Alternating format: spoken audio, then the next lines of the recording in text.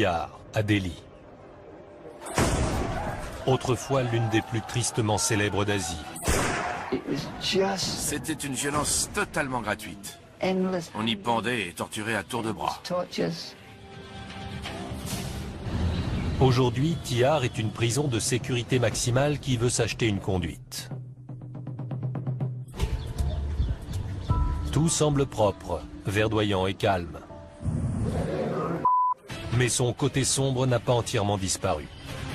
On peut se faire tuer n'importe quand. On n'est jamais à l'abri. Le nouveau directeur général de la prison et son équipe ont la lourde tâche de garder sous les verrous plus de 10 000 détenus. Nous avons beaucoup de gangsters et de terroristes entre ces murs. Un homme totalement étranger à ce monde vient d'arriver. C'est à ses dépens qu'il va découvrir la vie carcérale dans le plus grand centre de détention d'Asie.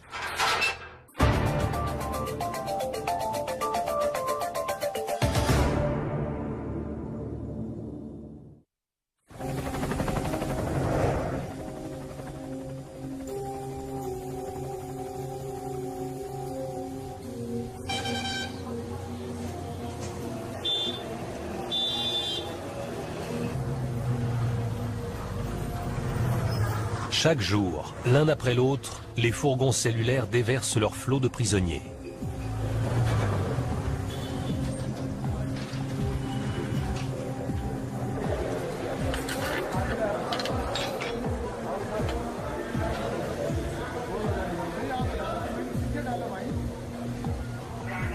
Plusieurs milliers d'individus sont incarcérés ici chaque mois.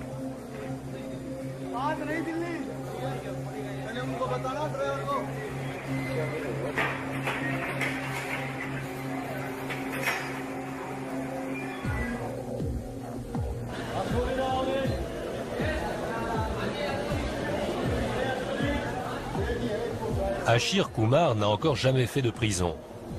Arrêté pour violence conjugale et non-paiement de la pension alimentaire, il a été envoyé ici par le juge, directement du tribunal.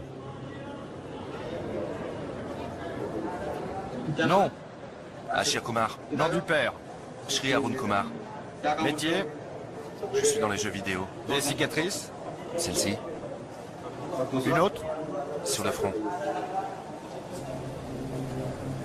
Une fois les formulaires d'entrée remplis, un bilan de santé permet de détecter les maladies requérant des soins.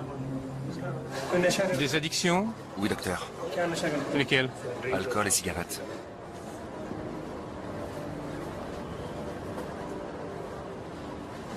Tuberculose, asthme, épilepsie, VIH, diabète? Des médicaments? Non.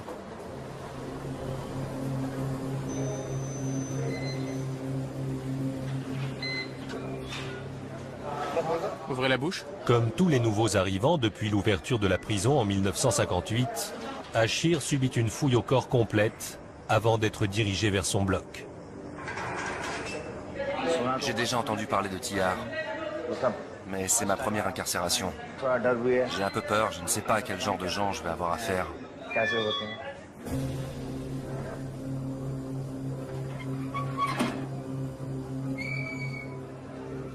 Un co-détenu le fait entrer.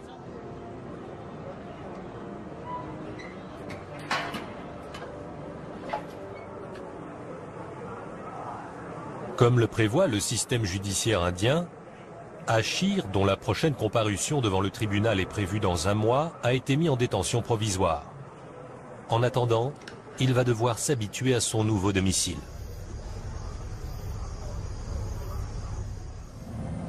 Tihar a accueilli quelques criminels parmi les plus dangereux du globe, dont le tueur en série Charles Sobrage, et des terroristes aussi, Ahmed Omar Saïd Sheikh, l'assassin présumé de Daniel Pearl, et Maulana Massoud Azhar, soupçonné d'être impliqué dans les attentats du 11 septembre. Ce complexe de 160 hectares abrite 9 secteurs séparés, 8 pour les hommes et un seul, le numéro 6, pour les femmes. Chaque secteur est divisé en quartiers comprenant chacun plusieurs blocs de cellules. Plus de 10 000 prisonniers s'entassent entre ces murs, ce qui fait de Tihar l'une des plus grandes prisons du monde. Violeurs, terroristes, assassins, trafiquants de drogue et chefs de gang se mêlent aux petits délinquants et aux criminels en col blanc. Pour les 700 employés, chaque nouvelle journée apporte son lot de difficultés. Le directeur général de la prison, Brijesh Kumar Gupta, a travaillé 35 ans dans la police indienne, d'abord comme chef de la brigade criminelle de Delhi, puis dans le service de sécurité du Premier ministre. Depuis la salle de contrôle, il assiste à l'agression d'un gardien par un détenu. Les policiers de la TSP, la force spéciale du Tamil Nadu, refusent d'intervenir. Pourquoi ils ne bougent pas? Ils sont plusieurs. Prévenez tout de suite le commandant de la TSP. Regardez-moi ça. Il faudrait tous les suspendre. Appelez le commandant. Quelle est notre mission? Elle est tout d'abord de garantir la sécurité de tous les détenus. Mais ils sont très nombreux. Nous avons en permanence 11 000 individus à notre charge. Gérer une telle masse de prisonniers est extrêmement difficile.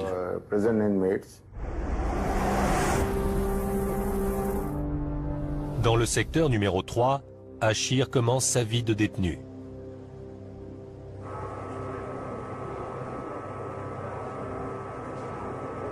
Il est 5h30, l'heure de l'appel. Debout là-dedans!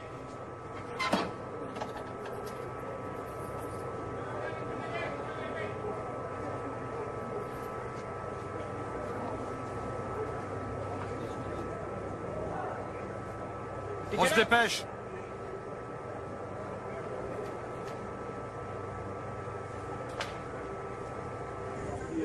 Pour Achir, cette première nuit a été particulièrement éprouvante. Quand je suis entré dans le bloc, tout le monde m'a regardé fixement. C'était vraiment bizarre, à croire que j'avais commis un crime horrible. J'ai passé une nuit affreuse. Il y a plein de moustiques et de punaises, et la couverture est tellement rêche que c'est une vraie torture. Essayez, vous verrez, ça arrache la peau. Les lumières restent allumées toute la nuit, et on est les uns sur les autres. On n'a aucune intimité. Il y a tout le temps des gens qui parlent fort. Bref, je n'ai presque pas dormi.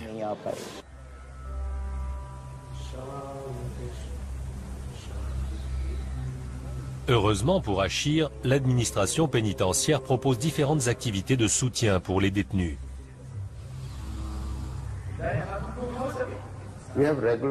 On organise régulièrement des séances de yoga, de méditation et d'éveil spirituel. De cette façon, de négatif, l'état d'esprit des prisonniers devient positif.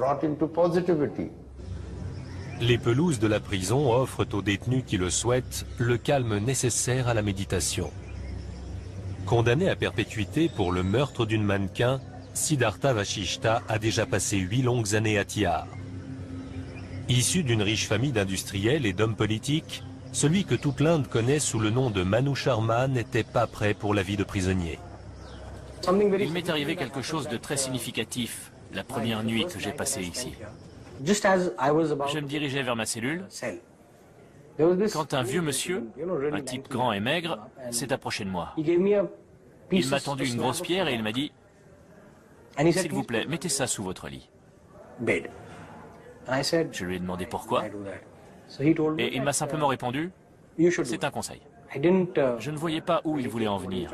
Alors je lui ai reposé la question et là il m'a dit « Quelqu'un peut vous vouloir du mal. » J'ai donc mis la pierre sous ma tête et j'ai essayé de dormir. Mais après ce qu'il m'avait dit, je n'ai pas fermé l'œil de la nuit. C'est seulement le lendemain matin que j'ai su que le type qui m'avait donné la pierre avait 20 meurtres à son actif.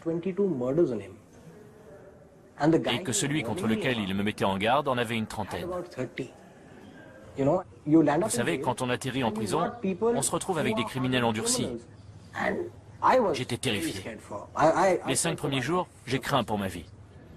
Et aujourd'hui encore, j'ai peur.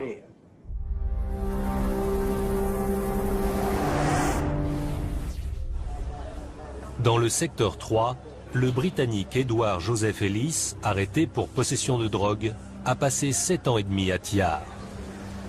Lui aussi se souvient de son arrivée. Ça a été un véritable cauchemar le premier jour. On m'a emmené au bloc, c'était en pleine nuit. Le gars a ouvert la porte. Je n'avais jamais rien vu de tel de toute ma vie. C'était absolument incroyable. Le sol était jonché de corps. On a appelé quelqu'un et au fin fond de la pièce, on a vu un de ces corps se lever. Il a commencé à enjamber les autres corps, un par un, et il est arrivé jusqu'à nous. Après ça, il en a séparé 2 pour me faire une petite place. Et c'est là que je me suis allongé. Tête bêche, épaule contre épaule. En ce temps-là, les cellules étaient d'une saleté repoussante. Les murs étaient recouverts de 60 années de sueur accumulée, de toute cette crasse que laissent des milliers de corps qui se frottent. Il y avait des latrines, enfin soi-disant parce qu'il n'y avait pas d'eau courante. En quelques heures, elles étaient bouchées. On pataugeait dans les excréments et l'urine. C'était ça, Thiar. Tête bêche, épaule contre épaule.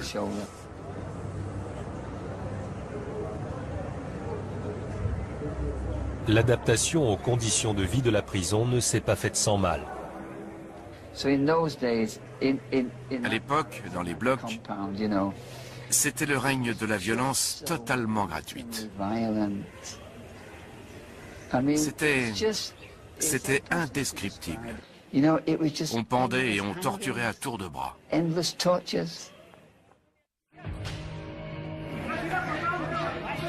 À Thiar, la violence est omniprésente. Par le passé, elle a parfois viré au drame. Dans la nuit du 4 octobre 1990, un prisonnier est à l'agonie.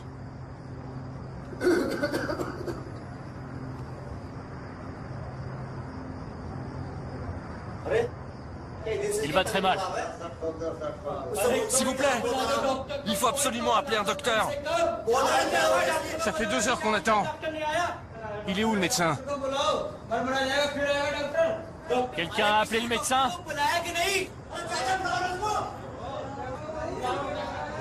On a essayé, mais il ne répond pas au téléphone. Il viendra quand il pourra. Reculez!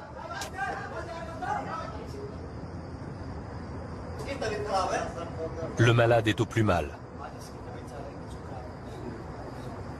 Et toujours pas de médecin en vue.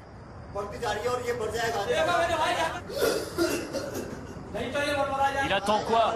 Qu'il soit mort? Il va crever, c'est sûr.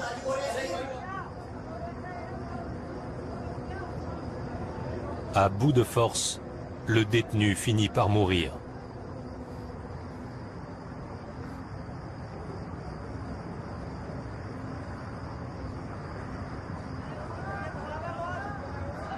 La situation peut dégénérer à tout instant. La tension monte. Les heures passent. Et personne n'est encore venu chercher le corps.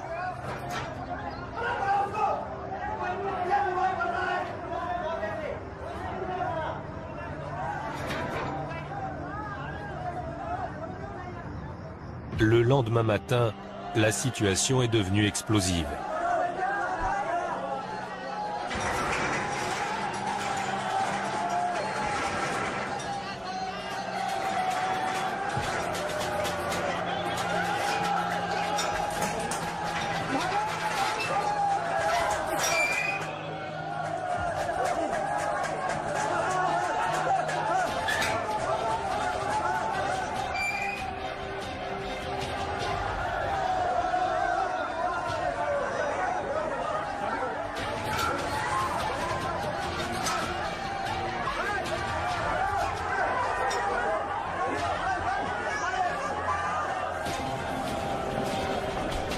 Des gardiens armés arrivent en force.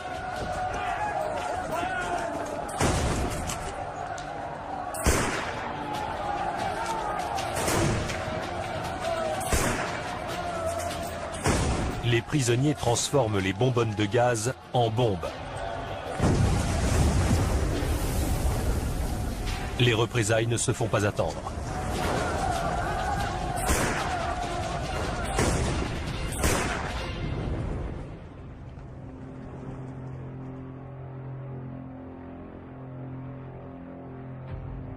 Lorsque le calme revient, les cadavres de 9 détenus jonchent le sol.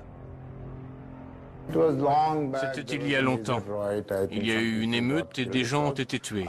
Ça s'est passé vers 1990. Depuis 4 ans, touchons du bois, personne ne s'est évadé.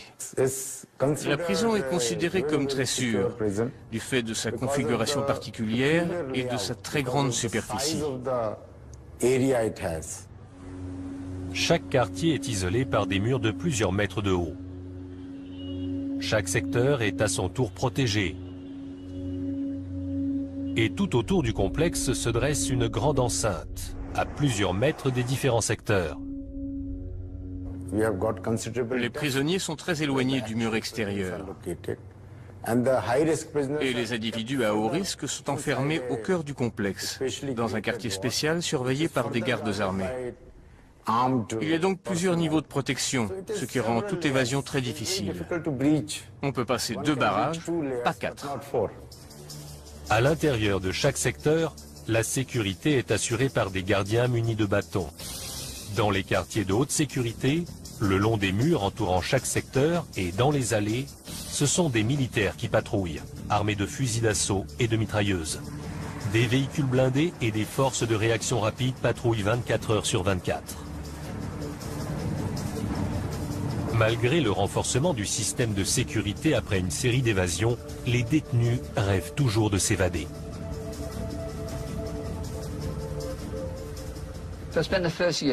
J'ai passé la première année à chercher un moyen de sortir d'ici. Mais je n'en ai trouvé aucun. Ça a été mon premier grand choc. J'étais coincé. Pourtant, la 2e et la 3e année, j'ai continué à chercher. Ça m'a permis de connaître chaque recoin de la prison et de comprendre que sans recourir à la violence, ce qui était inacceptable, je ne sortirais jamais d'ici. On n'a pas le choix. Jour après jour, on doit s'adapter.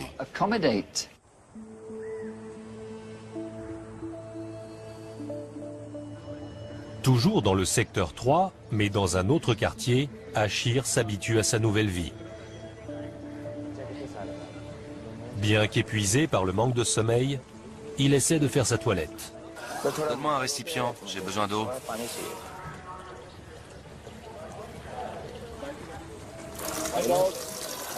J'étais là avant. Je me lave le visage. Tu dois faire la queue. Ok.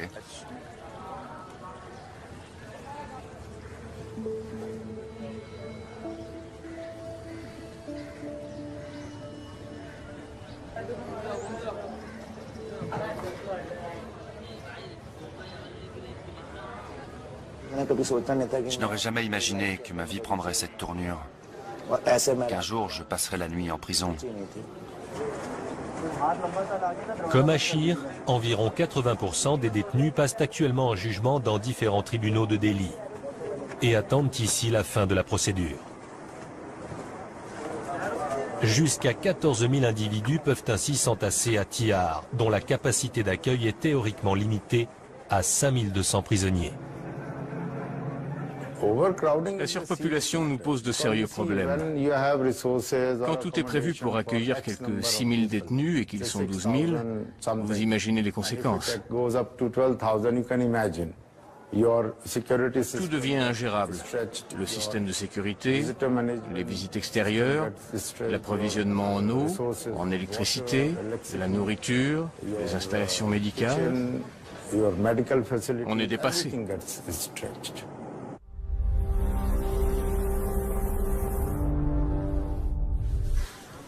Comme tous les derniers arrivants, Achir doit se faire expliquer le règlement. Bloc numéro 10. Les détenus incarcérés hier soir sont priés de se présenter au bureau.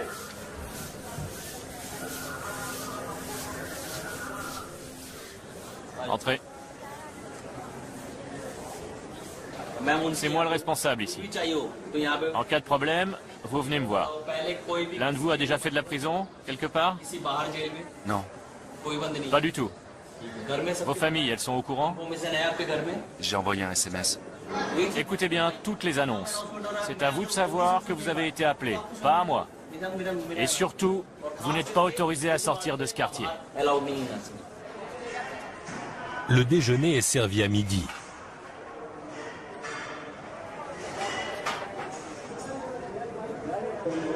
À Tihar, les menus sont végétariens. Chaque jour, les détenus préparent 3 repas, plus quelques encas, pour 11 000 personnes. Le travail est obligatoire pour tous les condamnés à des peines de prison ferme, mais facultatif pour ceux qui sont en préventive. Tihar fonctionne donc en partie grâce à ces détenus. Nous avons un programme éducatif qui est géré par les prisonniers et aussi une usine dans le secteur 2, dont le chiffre d'affaires s'élève à 180 millions de roupies.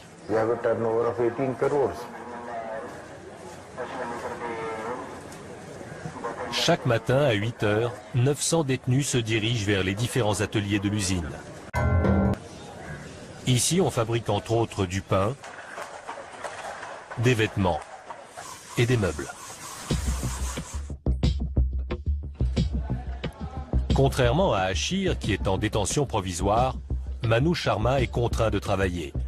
Depuis son arrivée, grâce à ses talents de gestionnaire qui ont autrefois rapporté des millions de dollars à sa famille, il a triplé le chiffre d'affaires de l'usine. Aujourd'hui, il consacre sa journée à l'atelier de menuiserie.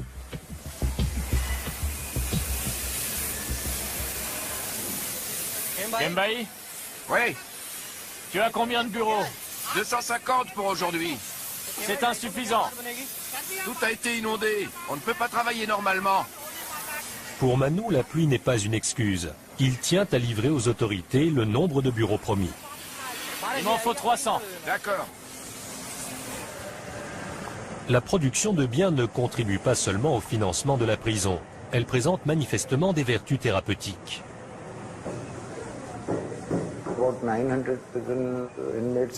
Pendant qu'ils travaillent, ces 900 détenus ont l'esprit occupé. Ça les tient éloignés des mauvaises pensées.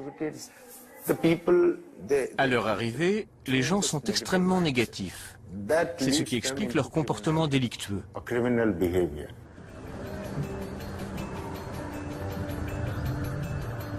Tihar abrite toutes sortes de prisonniers. Si la plupart ont commis des délits mineurs, certains sont des criminels endurcis. Notre devoir est de rendre à la société un individu réadapté, qui peut devenir un bon citoyen.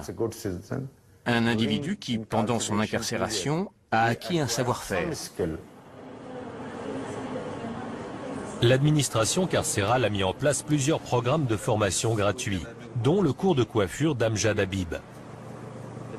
Vous soulevez cette mèche et vous coupez. Regardez. Parmi ses élèves, Amjad Habib compte des détenus accusés de prostitution, de trafic de drogue et même de meurtre. Bien que le secteur numéro 6 soit réservé aux femmes, le personnel n'a pas la tâche facile. Ces enfants, que leurs mères sont autorisées à élever en prison jusqu'à un certain âge, offrent une image rassurante. Pourtant, ici aussi, la violence existe.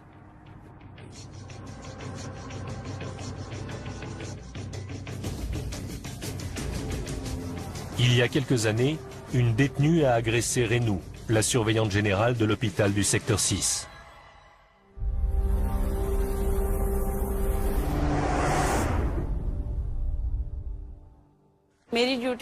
J'étais de service ce jour-là. Je devais m'assurer que les patientes de l'unité psychiatrique prenaient bien leurs médicaments. On fait ça pour éviter les trafics. Donc, cette patiente est venue prendre son médicament, mais elle a essayé de le cacher et de sortir avec. Je lui ai pris la main. Et c'est là que la détenue s'est jetée sur moi. J'ai riposté. Je l'ai frappé à mon tour pour me défendre. Je l'ai frappé et je lui ai tiré les cheveux. Et elle m'a mordu, là, au coude. Cette patiente avait le VIH. J'étais terriblement inquiète. Ça m'a pris près d'1 an pour me remettre de l'agression.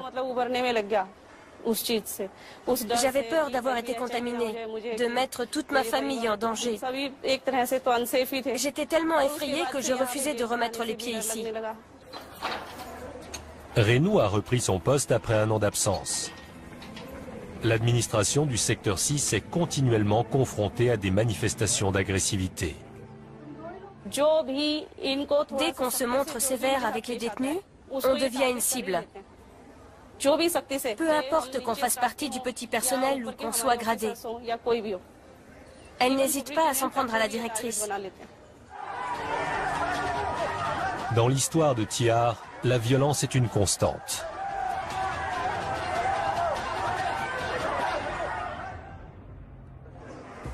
Heureusement, la nouvelle politique carcérale prévoit d'éloigner les détenus comme Ashir des plus dangereux criminels.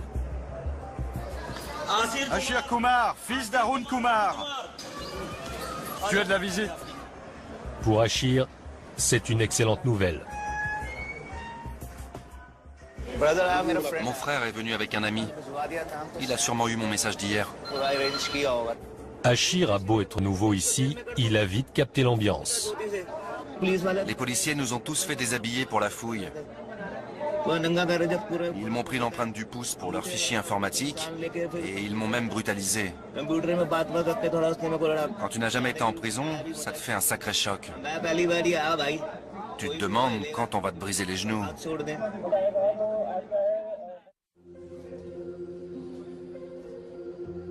Dans sa cellule du secteur 3, Edouard attend la visite de son avocat, venu discuter de la prochaine audience. Son procès dure depuis 7 ans déjà. J'ai été arrêté en mai 2003. Mais aucune charge n'a été retenue contre moi jusqu'en novembre 2004. Soit 1 an et demi après. Entre l'arrestation et l'inculpation, on ne peut effectuer aucune démarche légale. Aucune procédure n'est prévue puisqu'on n'est pas inculpé, mais seulement écroué. Vous me suivez? Pendant 1 an et demi, je n'ai rien pu faire. Edouard a été accusé de possession de drogue et de transfert illégal de devises. Durant les premiers mois de son procès, un avocat a insisté pour assurer sa défense.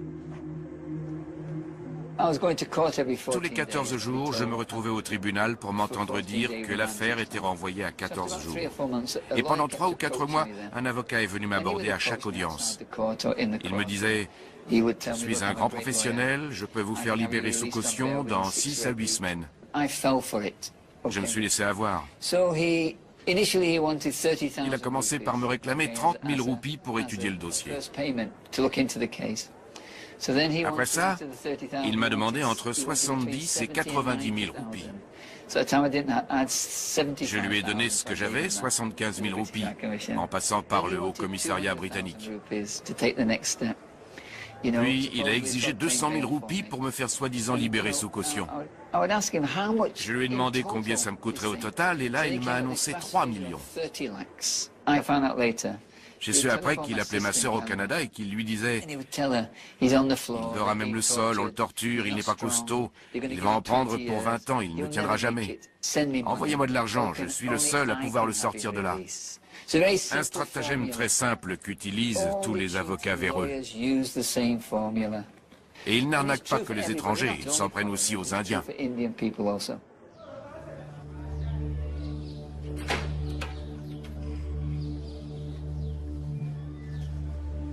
L'actuel avocat d'Edouard, le dernier d'une longue série, arrive à l'heure. Comment allez-vous? Maître Saxena? À Tihar, les entretiens avec les conseillers juridiques se font obligatoirement en présence d'un directeur adjoint de secteur.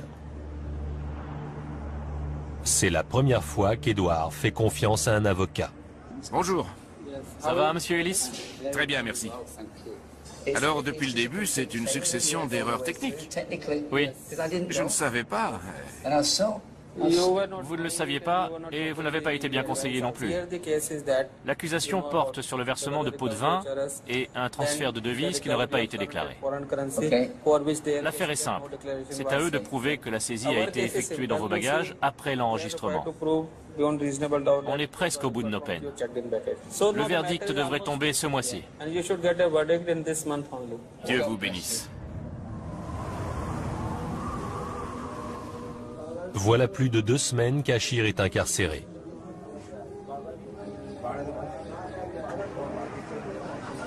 Sa prochaine audience au tribunal est également prévue pour bientôt. Je broie tout le temps du noir.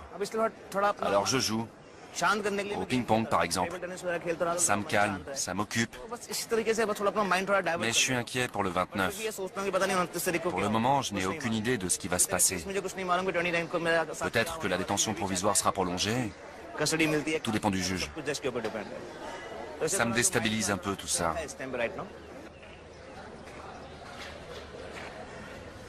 Dans le secteur 2, mitoyen de celui d'Achir, Adbir Singh est quant à lui en procès depuis 14 longues années.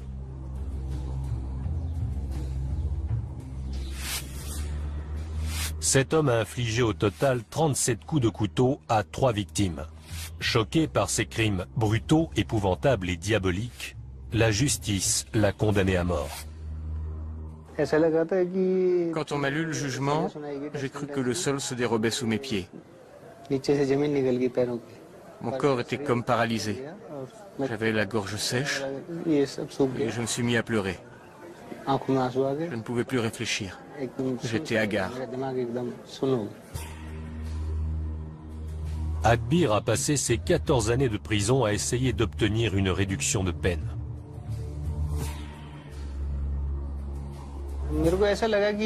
J'ai d'abord fait appel devant la haute cour, dans l'espoir de me faire entendre.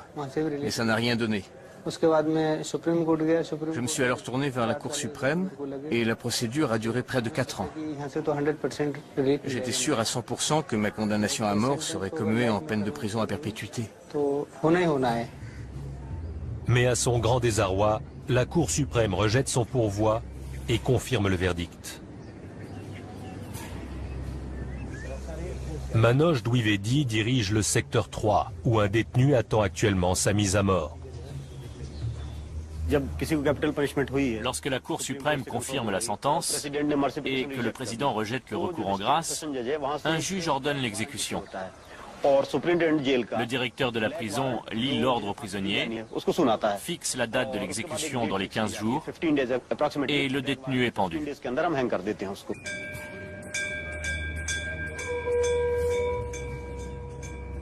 Adbir est bouleversé par l'échec de son appel.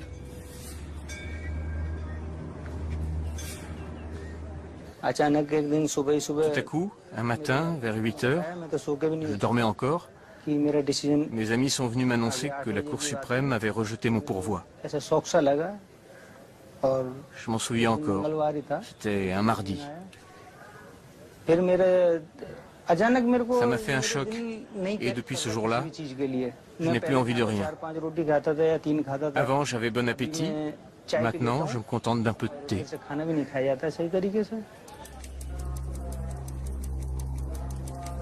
Tous les recours légaux ayant été épuisés, Adbir sait que le compte à rebours risque de commencer bientôt. Dans le secteur 3, l'administration est actuellement confrontée à un grave problème.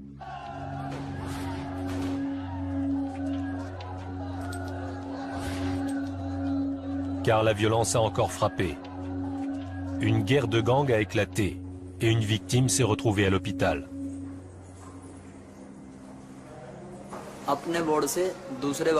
J'ai quitté mon quartier pour un autre. Quand je suis arrivé, 10 gars m'attendaient, des ennemis jurés. Il y en a 4 qui m'ont attrapé et 3 ou 4 autres qui étaient armés de scalpels et de couteaux se sont jetés sur moi. Ils ont commencé par me taillader le dos. Au début, j'ai pu me protéger le visage, mais ils ont fini par me blesser à la joue.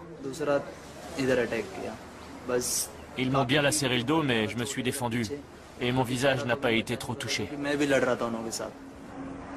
Les détenus savent où et comment se procurer des armes. On trouve tout sur place. Les caïds se dégotent des armes et ils nous les distribuent. Et nous, à notre tour, on approvisionne les autres. Il y a toujours moyen de se débrouiller. Les aiguilles, les lames de rasoir et les bandes de métal, ça sert à faire des couteaux. Les gars se fabriquent des matraques avec des barreaux cassés ou des bouts de tuyaux et ils te démolissent avec. On n'est jamais à l'abri.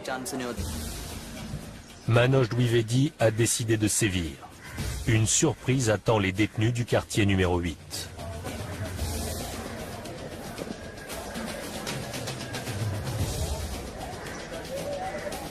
Cette zone de haute sécurité du secteur 3 abrite de redoutables terroristes et gangsters, surveillés 24 heures sur 24 par des gardes armés.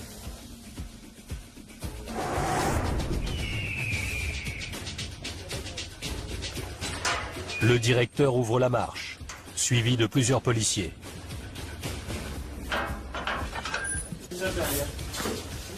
Sortez! C'est quoi ça? Fouille corporelle. Les autorités sont à l'affût des trafics dangereux. On a nos propres services de renseignement. En fait, ce sont les détenus eux-mêmes qui nous informent de ce qui se passe. On les surveille de près et, de temps en temps, on effectue une fouille surprise. La cellule est passée au peigne fin. C'est du sel?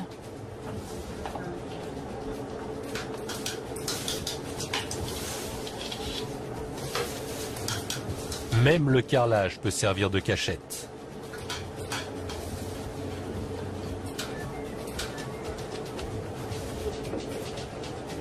C'est quoi? Des herbes médicinales. C'est ok, c'est une demande. La fouille porte enfin ses fruits. C'est interdit. On peut crever un œil avec ça. Tu l'as piqué chez le tailleur? Tu te crois où? On a trouvé une aiguille. C'est une arme ultra pointue. En l'attachant à un manche en bois, il se fabrique une arme grande comme la main. Il l'utilise comme une lame de rasoir pour taillader les joues, pour couper les paupières et même égorger quelqu'un.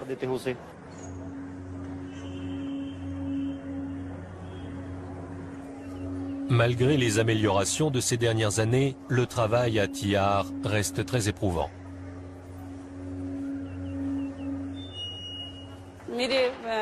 Ma famille s'inquiète pour moi.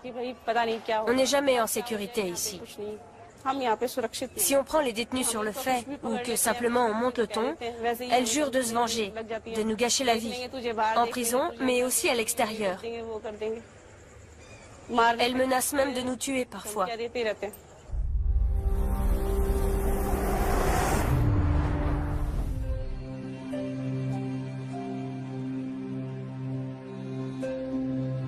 Dans le secteur 3, Achir s'habitue peu à peu à sa nouvelle vie. Ça fait 22 jours que je suis enfermé. Je passe mes journées à discuter avec mes co-détenus. On est 4 à manger ensemble, comme à la maison. On joue aussi à des jeux, comme on le ferait à l'extérieur. Ces petites choses, ça aide à oublier. Si on reste assis tout seul toute la journée, ça devient très difficile de tenir le coup. Les jours passent. Voilà un mois qu'Achir est à Tihar. Son affaire va enfin être jugée. Sa femme ayant porté plainte pour non-paiement de la pension alimentaire, il ne sera relaxé que si sa famille a réuni la somme due. Il y a 50% de chances pour que je sois libéré. J'espère que ma mère dira qu'elle est disposée à payer ce que je dois. Mais encore faut-il que l'argent soit disponible. Je n'ai pas parlé avec elle. On verra ça au tribunal.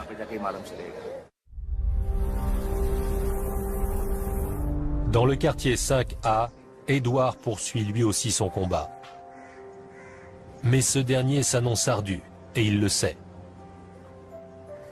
J'en ai peut-être encore pour 1, 2, 3 mois, 1 an, 5 ans, je n'en sais rien.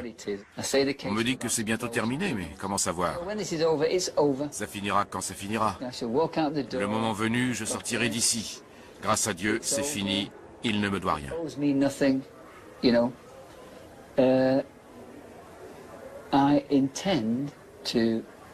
J'ai la ferme intention d'exploiter toutes les voies légales disponibles.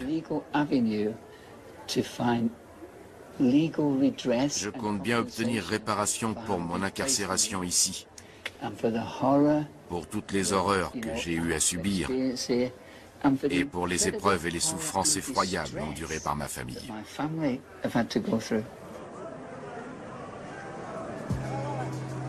Comme Edouard, ils sont nombreux à attendre leur jugement en prison. Et Thihar se voit contrainte de gérer une population carcérale 2 fois trop importante. Le directeur général, Brijesh Kumar Gupta, supervise les travaux d'agrandissement. Grâce au nouveau complexe, notre problème de surpopulation sera complètement réglé.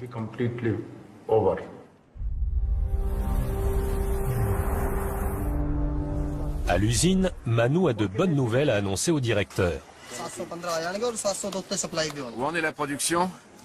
On s'était fixé un objectif de 500 pièces, les gars en ont fabriqué 700. Vous allez me transmettre le dossier de tous les concernés. Dès que j'ai la possibilité d'accorder des remises de peine, je le fais.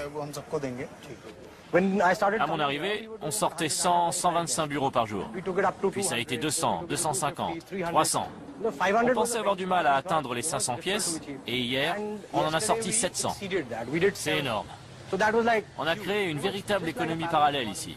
On fabrique de la nourriture, on produit des biens, on fait de tout. Adbir veut discuter de sa stratégie avec son oncle, accusé dans la même affaire. Ça va? Oui, et toi? Ça va. Te bile pas. Je me bile pas, advienne que pourra. Le ciel t'aidera. Ne perds pas espoir. Ne t'inquiète pas pour moi. Tu déposes une requête? Oui, le 20 ou le 25, ça dépend. Je m'en voudrais toujours. C'est comme si ma vie s'était arrêtée. Je m'en remets à Dieu. Si je dois vivre, je vivrai. Sinon...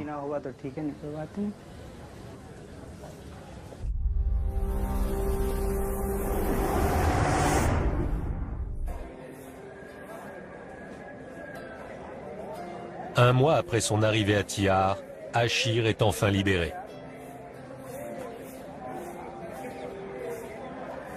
Je suis rassuré et très heureux de rentrer chez moi. Je n'aurais jamais imaginé faire de la prison un jour. Achir Haroun, tu es libre. On y va.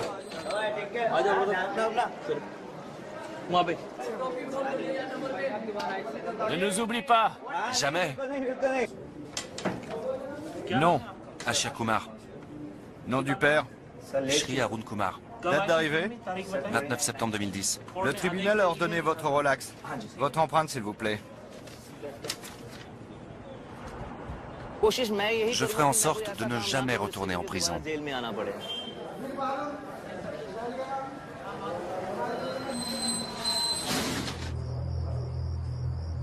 Chaque jour, ils sont environ 200, comme Achir, à marcher vers la liberté. Et à peu près le même nombre à faire le chemin inverse.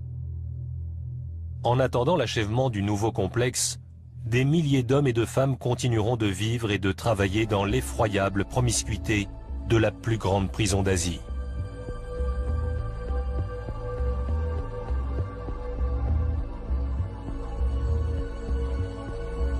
Thihar est un monde à elle toute seule, un monde décidément bien à part.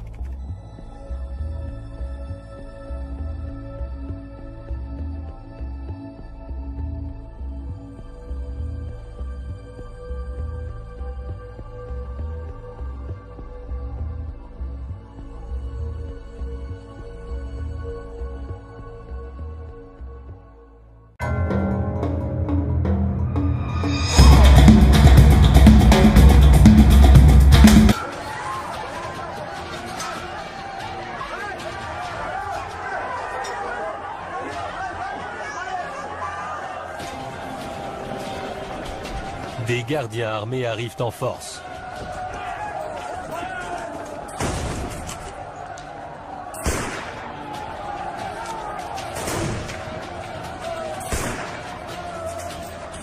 Les prisonniers transforment les bonbonnes de gaz en bombes.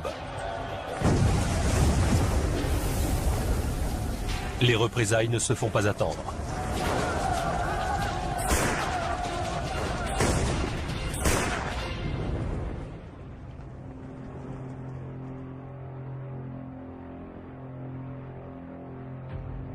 Lorsque le calme revient, les cadavres de 9 détenus jonchent le sol.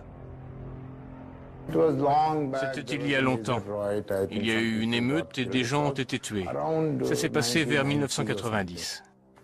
Depuis 4 ans, touchons du bois, personne ne s'est évadé. La prison est considérée comme très sûre, du fait de sa configuration particulière et de sa très grande superficie.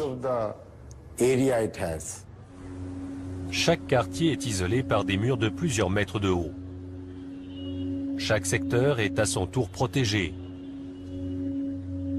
Et tout autour du complexe se dresse une grande enceinte, à plusieurs mètres des différents secteurs. Les prisonniers sont très éloignés du mur extérieur. Et les individus à haut risque sont enfermés au cœur du complexe, dans un quartier spécial surveillé par des gardes armés. Il y a donc plusieurs niveaux de protection, ce qui rend toute évasion très difficile. On peut passer 2 barrages, pas 4. À l'intérieur de chaque secteur, la sécurité est assurée par des gardiens munis de bâtons. Dans les quartiers de haute sécurité, le long des murs entourant chaque secteur et dans les allées, ce sont des militaires qui patrouillent, armés de fusils d'assaut et de mitrailleuses. Des véhicules blindés et des forces de réaction rapide patrouillent 24 heures sur 24. Malgré le renforcement du système de sécurité après une série d'évasions, les détenus rêvent toujours de s'évader.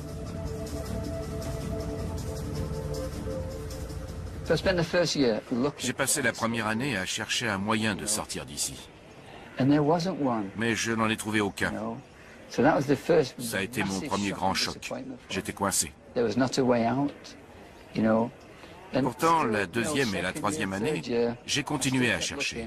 Ça m'a permis de connaître chaque recoin de la prison et de comprendre que sans recourir à la violence, ce qui était inacceptable, je ne sortirais jamais d'ici.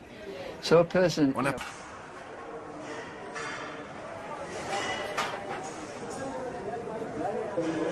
À Tihar, les menus sont végétariens. Chaque jour, les détenus préparent 3 repas, plus quelques encas, pour 11 000 personnes. Le travail est obligatoire pour tous les condamnés à des peines de prison ferme, mais facultatif pour ceux qui sont en préventive. Tihar fonctionne donc en partie grâce à ces détenus. Nous avons un programme éducatif qui est géré par les prisonniers et aussi une usine dans le secteur 2, dont le chiffre d'affaires s'élève à 180 millions de roupies.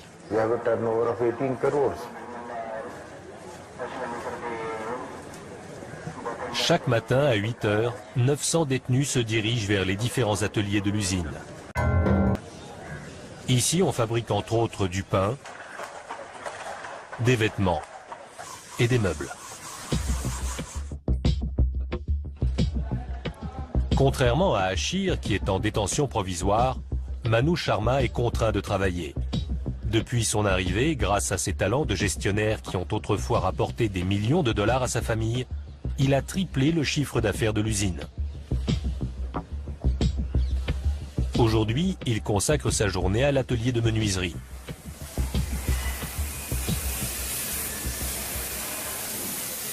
Kembaï, Oui, tu as combien de bureaux? 250 pour aujourd'hui. C'est insuffisant. Tout a été inondé. On ne peut pas travailler normalement. Pour Manu, la pluie n'est pas une excuse. Il tient à livrer aux autorités le nombre de bureaux promis. Il m'en faut 300. D'accord.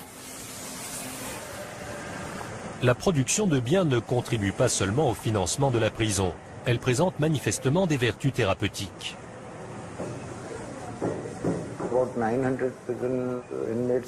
Pendant qu'ils travaillent, ces 900 détenus ont l'esprit occupé. Ça les tient éloignés des mauvaises pensées. À leur arrivée, les gens sont extrêmement négatifs. C'est ce qui explique leur comportement délictueux.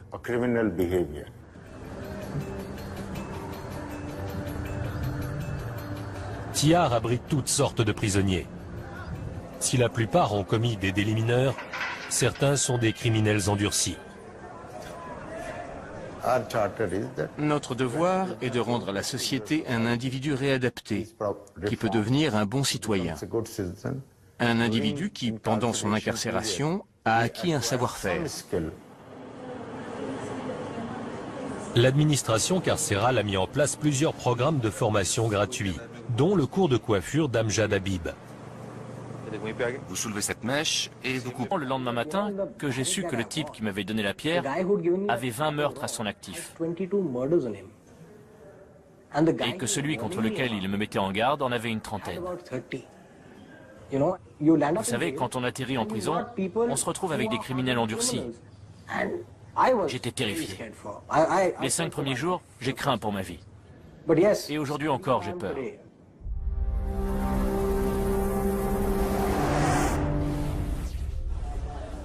Dans le secteur 3, le Britannique Edward Joseph Ellis, arrêté pour possession de drogue, a passé 7 ans et demi à Tihar. Lui aussi se souvient de son arrivée. Ça a été un véritable cauchemar le premier jour. On m'a emmené au bloc, c'était en pleine nuit. Le gars a ouvert la porte. Je n'avais jamais rien vu de tel de toute ma vie. C'était absolument incroyable. Le sol était jonché de corps. On a appelé quelqu'un et au fin fond de la pièce, on a vu un de ses corps se lever. Il a commencé à enjamber les autres corps, un par un, et il est arrivé jusqu'à nous. Après ça, il en a séparé 2 pour me faire une petite place. Et c'est là que je me suis allongé. Tête bêche, épaule contre épaule. En ce temps-là, les cellules étaient d'une saleté repoussante. Les murs étaient recouverts de 60 années de sueur accumulée. De toute cette crasse que laissent des milliers de corps qui se frottent. Il y avait des latrines, enfin, soi-disant, parce qu'il n'y avait pas d'eau courante. En quelques heures, elles étaient bouchées. On pataugeait dans les excréments et l'urine. C'était ça, Tihar. Tête bêche, épaule contre épaule.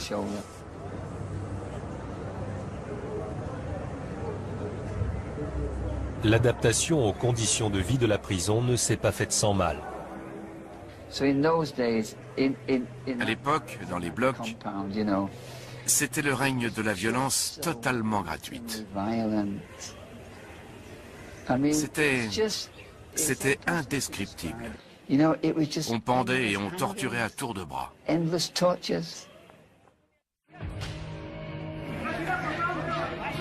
À Tihar, la violence est omniprésente.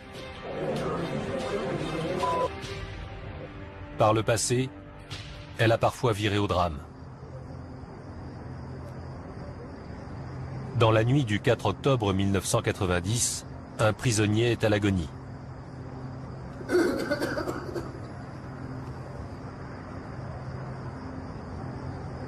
En ce temps-là, les cellules étaient d'une saleté repoussante. Les murs étaient recouverts de 60 années de sueur accumulée. De toute cette crasse que laissent des milliers de corps qui se frottent. Il y avait des latrines, enfin, soi-disant, parce qu'il n'y avait pas d'eau courante. En quelques heures, elles étaient bouchées. On pataugeait dans les excréments et l'urine. C'était ça, Tihar. Tête bêche, épaule contre épaule.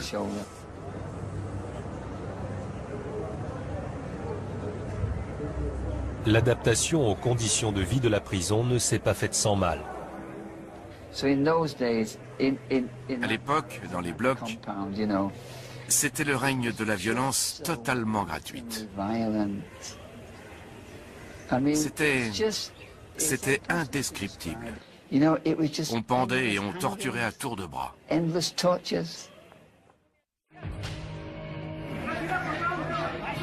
À Tihar, la violence est omniprésente. Par le passé, Elle a parfois viré au drame.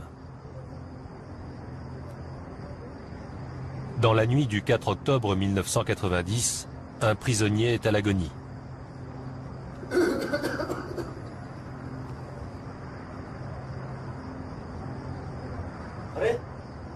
Il va très mal. S'il vous plaît, il faut absolument appeler un docteur. Ça fait 2 heures qu'on attend. Il est où le médecin? Quelqu'un a appelé le médecin?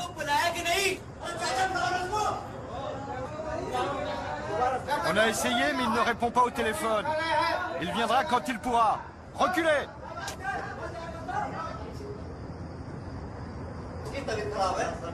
Le malade est au plus mal. Et toujours pas de médecin en vue.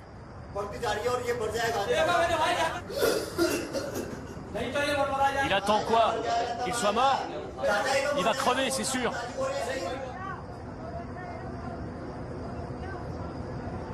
À bout de force, le détenu finit par mourir.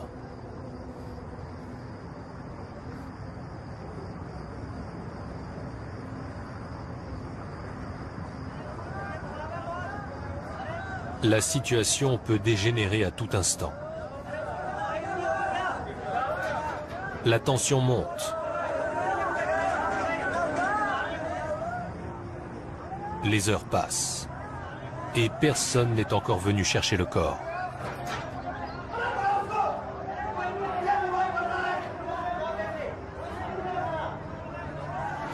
Depuis 4 ans, touchons du bois, personne ne s'est évadé. La prison est considérée comme très sûre, du fait de sa configuration particulière et de sa très grande superficie. Chaque quartier est isolé par des murs de plusieurs mètres de haut. Chaque secteur est à son tour protégé. Et tout autour du complexe se dresse une grande enceinte, à plusieurs mètres des différents secteurs. Les prisonniers sont très éloignés du mur extérieur. Et les individus à haut risque sont enfermés au cœur du complexe, dans un quartier spécial surveillé par des gardes armés. Il y a donc plusieurs niveaux de protection, ce qui rend toute évasion très difficile. On peut passer 2 barrages, pas 4. À l'intérieur de chaque secteur, la sécurité est assurée par des gardiens munis de bâtons. Dans les quartiers de haute sécurité, le long des murs entourant chaque secteur et dans les allées, ce sont des militaires qui patrouillent, armés de fusils d'assaut et de mitrailleuses. Des véhicules blindés et des forces de réaction rapide patrouillent 24 heures sur 24. Malgré le renforcement du système de sécurité après une série d'évasions, les détenus rêvent toujours de s'évader.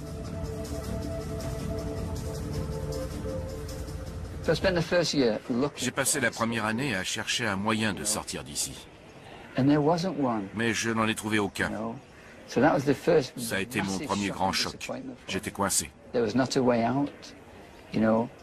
Pourtant, la 2e et la 3e année, j'ai continué à chercher. Ça m'a permis de connaître chaque recoin de la prison et de comprendre que sans recourir à la violence, ce qui était inacceptable, je ne sortirais jamais d'ici. On n'a pas le choix. Jour après jour, on doit s'adapter.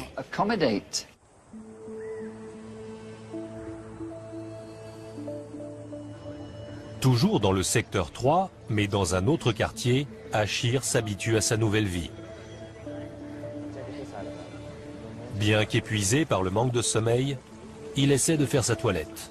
Donne-moi un récipient, j'ai besoin d'eau.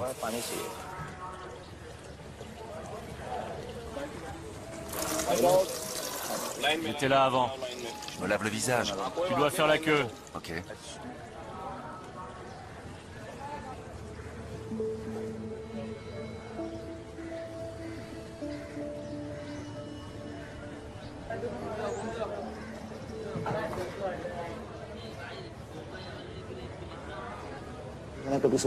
Je n'aurais jamais imaginé que ma vie prendrait cette tournure.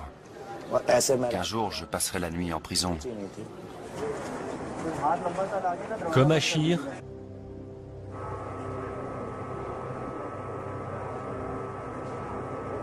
il est 5h30, l'heure de l'appel.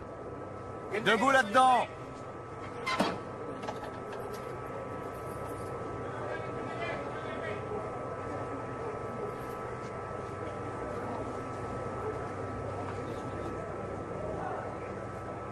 On se dépêche.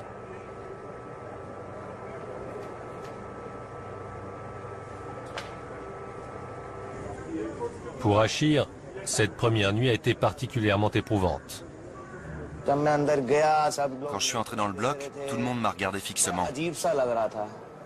C'était vraiment bizarre, à croire que j'avais commis un crime horrible. J'ai passé une nuit affreuse. Il y a plein de moustiques et de punaises, et la couverture est tellement rêche que c'est une vraie torture. Essayez, vous verrez, ça arrache la peau. Les lumières restent allumées toute la nuit, et on est les uns sur les autres. On n'a aucune intimité. Il y a tout le temps des gens qui parlent fort. Bref, je n'ai presque pas dormi.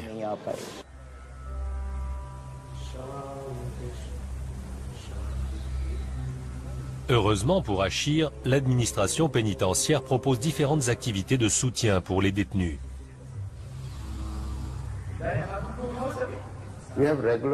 On organise régulièrement des séances de yoga, de méditation et d'éveil spirituel. De cette façon, de négatif, l'état d'esprit des prisonniers devient positif.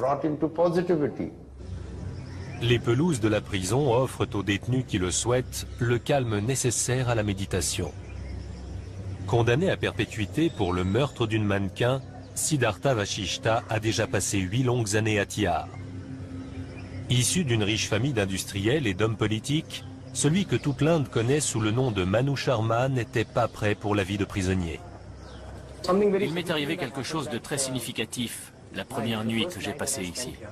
Je me dirigeais vers ma cellule quand un vieux monsieur, un type grand et maigre, s'est approché de moi. Il m'a tendu une grosse pierre et il m'a dit « S'il vous plaît, mettez ça sous votre lit. »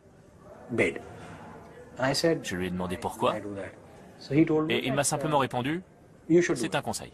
Je ne voyais pas où il voulait en venir. Alors je lui ai reposé la question, et là il m'a dit « Quelqu'un peut vous vouloir du mal ». J'ai donc mis la pierre sous ma tête et j'ai essayé de dormir. Mais après ce qu'il m'avait dit, je n'ai pas fermé l'œil de la nuit.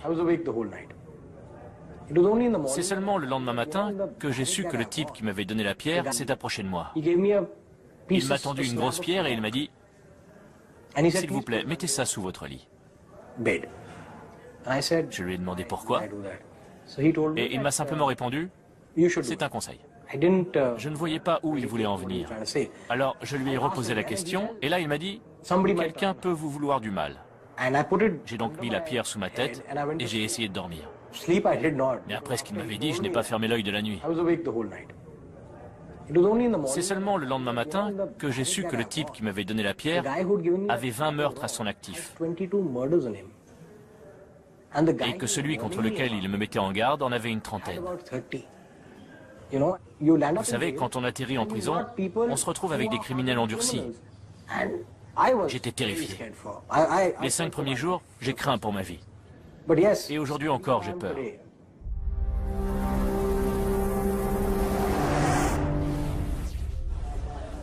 Dans le secteur 3, le Britannique Edward Joseph Ellis, arrêté pour possession de drogue, a passé 7 ans et demi à Tihar. Lui aussi se souvient de son arrivée. Ça a été un véritable cauchemar le premier jour.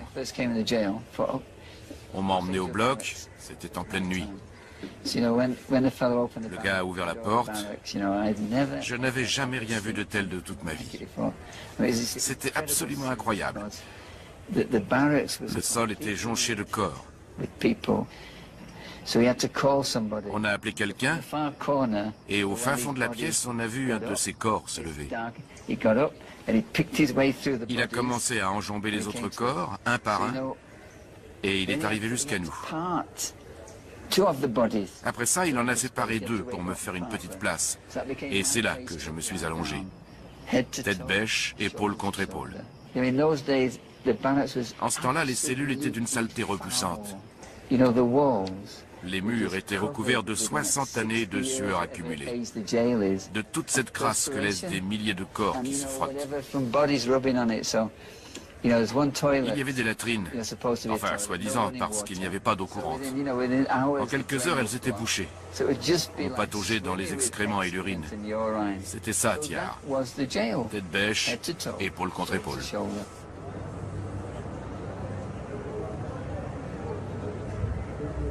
L'adaptation aux conditions de vie de la prison ne s'est pas faite sans mal. À l'époque, dans les blocs, c'était le règne de la violence totalement gratuite.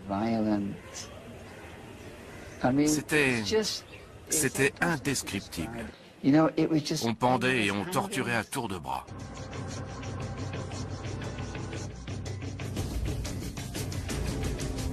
Il y a quelques années, une détenue a agressé Renou, la surveillante générale de l'hôpital du secteur 6.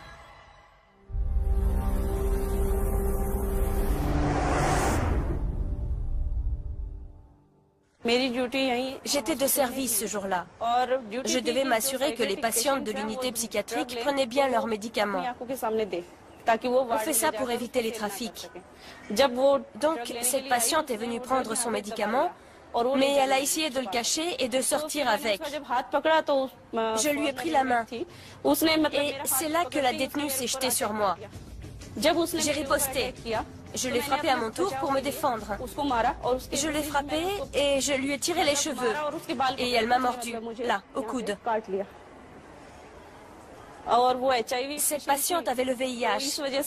J'étais terriblement inquiète. Ça m'a pris près d'1 an pour me remettre de l'agression.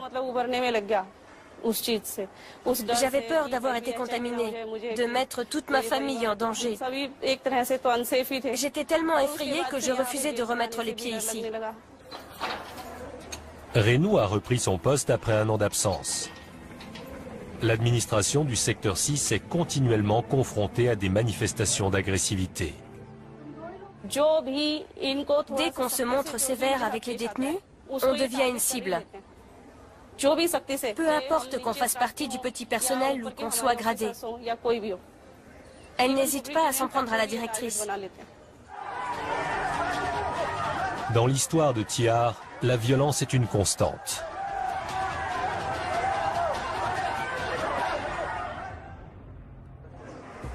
Heureusement, la nouvelle politique carcérale prévoit d'éloigner les détenus comme Achir des plus dangereux criminels. Achir Kumar, fils d'Arun Kumar. Tu as de la visite. Pour Achir, c'est une excellente nouvelle. Mon frère est venu avec un ami. Il a sûrement eu mon message d'hier. Achir a beau être nouveau ici, il a vite capté l'ambiance. Les policiers nous ont tous fait déshabiller pour la fouille. Ils m'ont pris l'empreinte du pouce pour leur fichier informatique et ils m'ont même brutalisé. Quand tu n'as jamais été en prison, ça te fait un sacré choc. Tu te demandes quand on va te briser les genoux.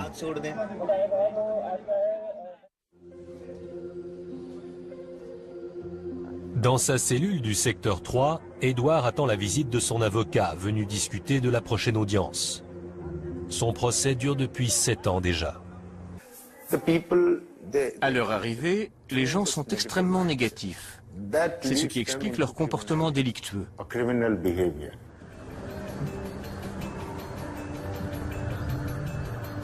Tiar abrite toutes sortes de prisonniers.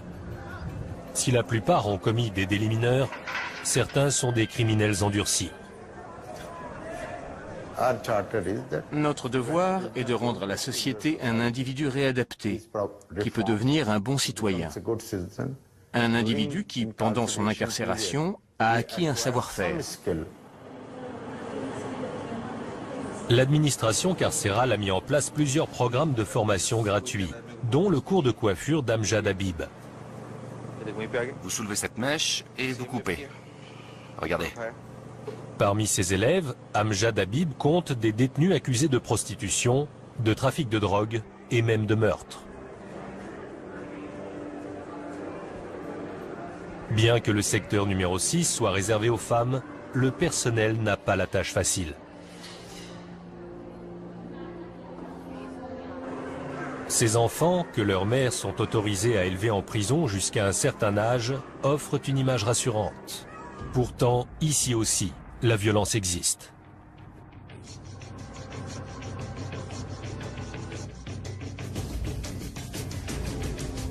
Il y a quelques années, une détenue a agressé Renou, la surveillante générale de l'hôpital du secteur 6.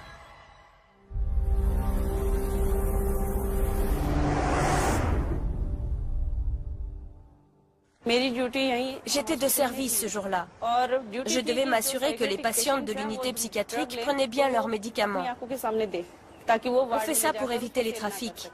Donc, cette patiente est venue prendre son médicament, mais elle a essayé de le cacher et de sortir avec.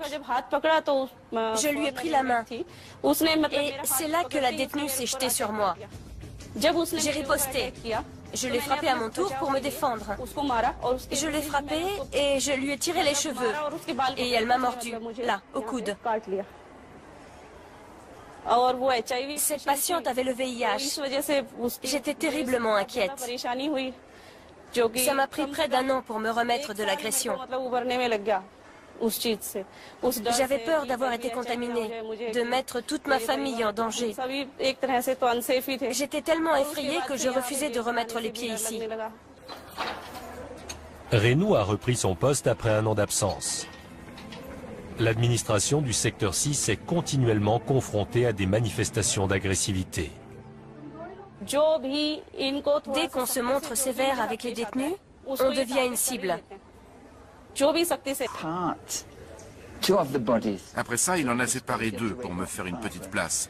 Et c'est là que je me suis allongé. Tête bêche, épaule contre épaule. En ce temps-là, les cellules étaient d'une saleté repoussante. Les murs étaient recouverts de 60 années de sueur accumulée, de toute cette crasse que laissent des milliers de corps qui se frottent. Il y avait des latrines, enfin, soi-disant, parce qu'il n'y avait pas d'eau courante. En quelques heures, elles étaient bouchées. On pataugeait dans les excréments et l'urine. C'était ça, Tiar. Tête bêche, épaule contre épaule.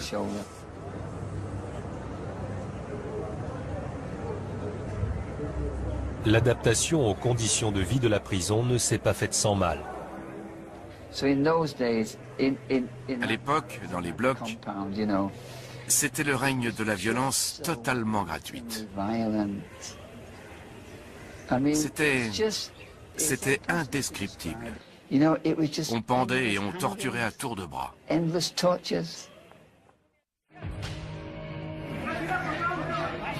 À Tihar, la violence est omniprésente.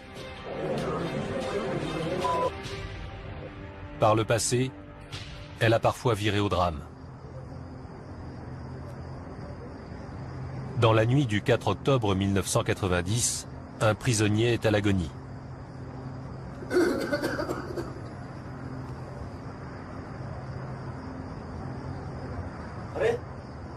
Il va très mal. S'il vous plaît, il faut absolument appeler un docteur. Ça fait 2 heures qu'on attend. Il est où le médecin? Quelqu'un a appelé le médecin?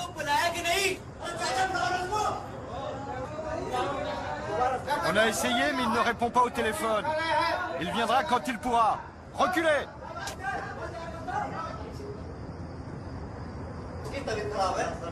Le malade est au plus mal. Et toujours pas de médecin en vue.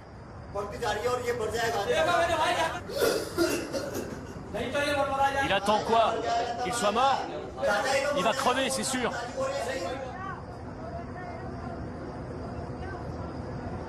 À bout de force, le détenu finit par mourir.